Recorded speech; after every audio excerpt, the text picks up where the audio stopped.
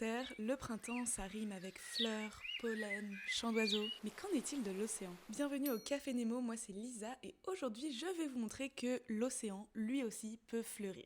Oui, oui. Contrairement à ce que l'on imagine, l'océan n'est pas stable toute l'année. En hiver, dans les zones tempérées et les zones polaires, la surface de l'eau est froide, elle est mélangée par les tempêtes, tandis que les nutriments remontent des profondeurs. Mais il manque une chose essentielle à la vie, la lumière. Au printemps, quand les jours rallongent, la surface se réchauffe légèrement et elle devient plus stable, un peu comme si un couvercle se refermait sur l'océan. Des milliards de micro-algues, invisibles à l'œil nu, se multiplient tellement qu'on peut voir leur couleur depuis l'espace. On appelle ça le bloom printanier.